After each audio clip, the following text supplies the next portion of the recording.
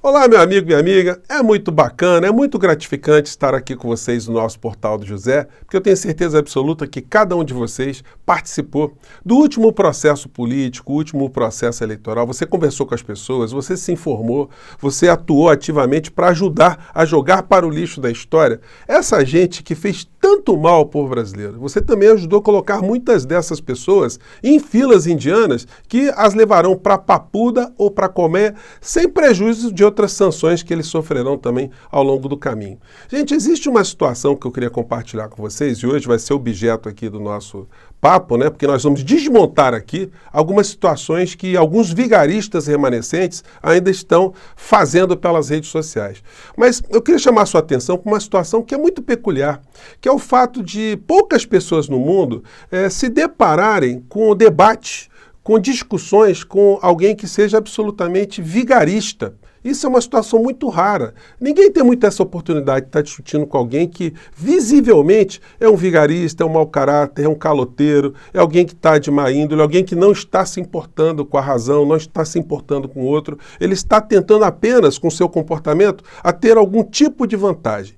Nós aqui na internet estamos tendo o tempo todo esse tipo de embate. E hoje tem uma situação que é um tanto ou quanto desafiadora, porque mostra que o crime ainda está compensando para algumas figuras desse universo bolsonarista. Eles estão conseguindo escapar um aqui, outro acolá, enfim. E é necessário que a gente faça aqui esse embate. Bom, tem muitas coisas acontecendo. Ontem foi um dia muito importante aqui no nosso país em termos de debates políticos e hoje eu vou trazer algumas dessas questões para conversar aqui com vocês. Mas antes de mais nada, quero convidar você que está chegando nesse instante ao nosso portal, vir fazer parte aqui desse nosso espaço de resistência, né? Desse espaço aqui nosso de enfrentamento. Se inscreva aqui conosco, você que é muito bem-vindo, muito bem-vinda. Conheça os nossos outros vídeos. Se você gostar, compartilhe e dê o seu joinha, o seu comentário, participe aqui do nosso chat. Enfim, estamos também com o nosso clube de membros. Você será muito bem-vindo, muito bem-vinda. E temos também o concurso do IBEST que nós estamos disputando aqui como o seu canal predileto aqui na internet em termos de opinião política, tá bom? Então vamos juntos aqui, tem muita coisa para a gente conversar.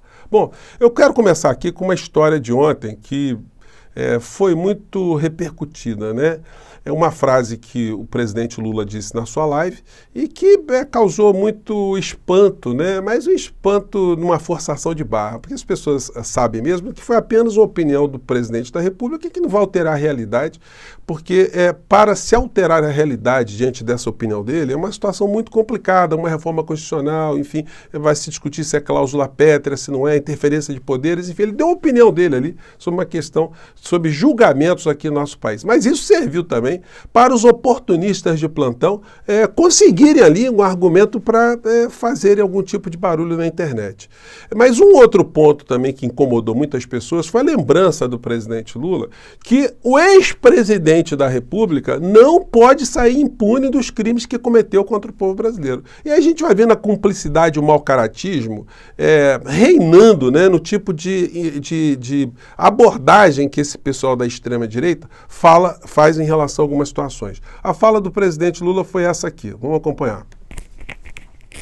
Em todos os processos, mas não dá para deixar esse cidadão passar, sabe, sem ser uma investigação correta. Por que morreram tanta gente no Brasil? Por que tanto descaso? Sabe? E fora as outras coisas que estão aparecendo por aí. Durante a campanha eleitoral de 2022, Lula já havia chamado Bolsonaro de genocida, mas a Justiça Eleitoral determinou que o vídeo com a expressão fosse retirado do ar, atendendo a um pedido do PL, partido do ex-presidente Lacombe. Lula segue com essa fixação em relação ao ex-presidente Jair Bolsonaro. É constante, né? O Fiuza falava sobre isso, né? Gente, é uma coisa muito canalha, né? É chato ver uma senhora, né, se apresentando assim, falando canalices, né? Não é fixação do presidente da República, isso aí é um pedido de socorro, um pedido de justiça para que um criminoso que fez o que Bolsonaro fez, com a cumplicidade de vocês aí que estão, né, nesse debate aqui, né, e estão menosprezando a morte das pessoas, que nós vivenciamos aqui no nosso país. Então, não é só a figura do ex-presidente da República que é um criminoso, mas essa rede que se identificou com ele, que passa pano, né, na expressão que está sendo muito utilizada hoje, né, para essa figura criminosa. Então, a fila vai andar, não adianta vocês acharem que é fixação, não. Basta o senhor Augusto Aras, né, o senhor Blindaras e a senhora Blindora Araújo saírem da PGR, que muitas situações vão ser provocadas, eu mesmo vou exercer minha cidadania, vou fazer novas representações para provocar a Procuradoria da República, não é a Procuradoria do Bolsonaro, não é a advocacia privada do Bolsonaro, é a Procuradoria Geral da República do nosso país. Pois bem, e a gente vai vendo, né, que as falas de Lula vão dando combustível para esses vigaristas, né, de todas as formas. Então aqui vai o Nicolas Ferreira ficar requentando essa história, né, inacreditável. Lula, a sociedade não tem que saber como vota um ministro do STF. Bom, e daí, né? É opinião e não vai acontecer absolutamente nada, apenas serviu como combustível para a vigarice. Mas o assustador é que quando você pensa que os vigaristas estão mais recolhidos, eles vêm com força total. E eles vêm sempre com a teoria do medo, comunismo, né? Esse tipo de pânico moral, pânico vermelho, mas de um mau caratismo, porque esse cidadão aqui, ele tem instrução. Não é possível que ele seja tão ignorante ou que ele seja tão bandido, né? Ou as duas coisas ao mesmo tempo, né? Porque vamos pegar aqui o que ele disse. Olha, o texto do vídeo dele colocou em urgente. Urgente, a STF decidiu iniciar a implementação do comunismo hoje. Então, quer dizer, o Brasil está virando comunista. Fim da propriedade privada. Pô, isso aí alertou muitas pessoas, né? As pessoas de boa fé vão vendo um cara com essa pinta aqui falando desse tipo de situação, acabam acreditando. Mas vamos desmontar aqui as vigarices, porque é um negócio muito complicado, né? Mas a gente tem que fazer isso, né? Vamos lá desmascarar a criatura, vamos lá. Cada da história do nosso país, dia 5 de setembro de 2023, vai ficar conhecido pelo resto da história como o início da implementação de forma oficial do comunismo no Brasil. Implementação oficial do comunismo no Brasil. O cara fala uma coisa dessa, tá? Mas vamos ver porque ele está falando isso. E, para nossa surpresa, não veio por parte do governo. Veio por parte do STF, que foi sua maioria escolhida por esse ladrão de 9 dedos, que foi descondenado por esse mesmo STF para ser colocado na presidência do Brasil. Mas vamos lá. O STF hoje tomou uma decisão, tá? E a decisão basicamente é fim da propriedade privada. Na nossa Constituição fala... O STF decretou a fim da propriedade privada? Fala sério, isso é muita vigarice, isso é muita calhordice. A propriedade é um direito consagrado na nossa Constituição, só que ela tem que cumprir uma função social. Isso está no artigo 5º, incisos 22, 23, 24. Não existe direito absoluto na nossa Constituição. Se um traficante ele está plantando droga, algum tipo de planta que é ilícita, ele pode ter a propriedade dele desapropriada. Ele não vai receber nenhuma indenização, mas se a propriedade é de boa fé e ela tem algum tipo de utilidade, a pessoa que tiver a desapropriação vai receber uma indenização justa em dinheiro. Não existe essa coisa de tomar a propriedade de uma pessoa, como esse cidadão aqui está fazendo algumas pessoas acreditarem. Mas vamos ver que tem mais aberrações aqui. Que propriedade privada que for produtiva, né, não poderá ser desapropriada. Só que agora eles tiveram um novo entendimento que ela tem que ser produtiva, mas ao mesmo tempo estar de acordo com a função social, que é algo... Não tem entendimento novo nenhum. Esse é o artigo 184 e 185 da Constituição Federal, que prevê que pode ter uma desapropriação para finalidade de reforma agrária, desde que a propriedade, ela, mesmo sendo produtiva, mas se ela for desenvolver uma atividade ilícita, ela vai ser sujeita a uma desapropriação. Se não tiver uma atividade ilícita, como por exemplo a exploração de trabalho escravo, o cidadão vai receber uma indenização, inclusive em dinheiro, pelas benfeitorias da propriedade dele. Não tem essa de tomar propriedade de ninguém. Bom, mas vamos seguir aqui na canalice. O que não há definição. É pela compreensão e entendimento deles que vai determinar se a sua propriedade pode ser desapropriada ou não. Preste bastante atenção.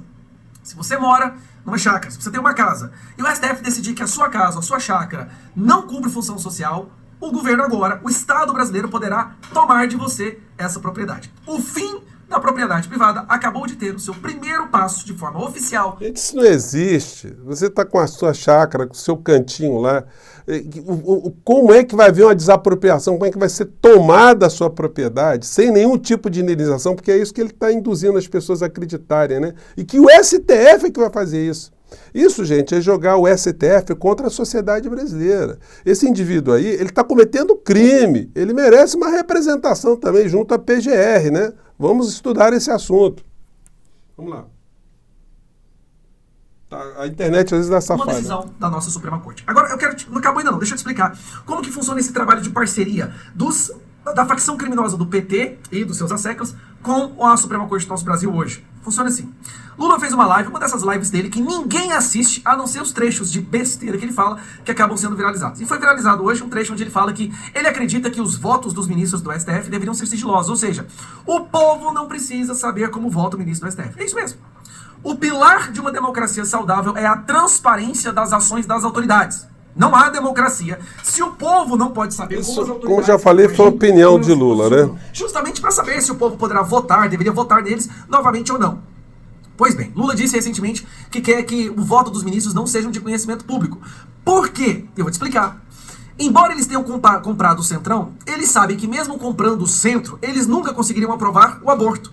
Quem vai aprovar o aborto, já está tudo organizado, é o STF, legalizar o aborto. Então eles querem preservar os ministros. Olha que acusação séria, que coisa infame. O Supremo Tribunal Federal não tem isso na pauta, mas nem remotamente. Isso também está regulado pela Constituição Federal. É muito crime em série, né, gente? Do STF colocando o voto desses membros escolhidos pelo PT de forma sigilosa. Então vamos lá. O que o STF está fazendo até agora? Eles vão aprovar o aborto, acabaram de aprovar o retorno do imposto sindical, que os deputados anularam através de todo o processo, de todo o rito legal aqui no Congresso. Querem aprovar e já estão aprovando, legalizando as drogas, né? O marco temporal que nós votamos aqui, ou seja, vão entregar o Brasil para os índios, ou seja, qualquer índio que chegar na sua chácara, na sua casa e falar, ó, esse território, essa casa aqui é dos meus antepassados, esse território aqui é dos meus antepassados, aquela propriedade basicamente passa a ser dele e você tem que sair correndo de lá. Gente, dá para acreditar nesse tipo de canalice? Então o indígena vai chegar na sua casa e vai dizer, olha, isso aqui é meu, sai fora, sai correndo e pronto, tá acabado. A pessoa precisa ser muito mau caratista, muito doente, muito criminosa para falar esse tipo de coisa que esse sujeito tá falando aqui, né? Mas tem mais, vamos lá. E agora, o fim da propriedade privada, através do entendimento do ministro Edson Fachin, que diz o seguinte, mesmo que a propriedade seja produtiva, se ela não estiver dentro da função social, ela pode ser desapropriada. Meu amigo, deixa eu te explicar uma coisa. Esse é o fim da propriedade privada. Gente, eu vou até colocar o link para vocês, quem tiver curiosidade, quiser sofrer bastante.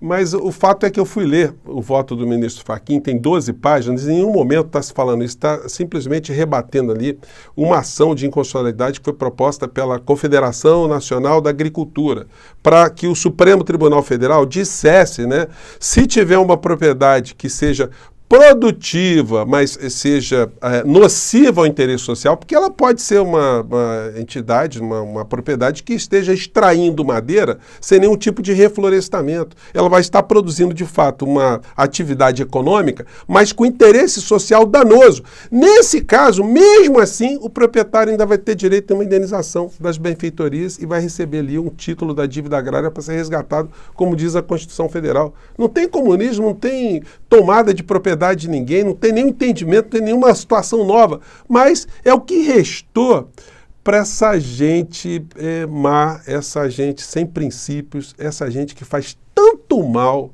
ao Brasil, à nossa democracia. Então, quando a gente traz essa situação aqui para exemplificar para vocês, de como foi importante nós termos derrotado essa gente, é para a gente ter essa dimensão, né? Para amanhã, agora no 7 de setembro, a gente ficar se lembrando, né? Puxa vida, se essas figuras tivessem vencido a eleição com Bolsonaro no poder, o Brasil de fato estaria um país absolutamente inabitável, insalubre, mas nós demos um freio nessa gente. E agora é caminhar para frente. Gente, eu fico por aqui, mais tarde temos assuntos muito importantes, mas eu não podia deixar de fazer esse registro desse combate a esses criminosos que estão nas redes sociais aí contaminando ainda uma parcela da sociedade. Eu fico por aqui, um grande abraço, tchau!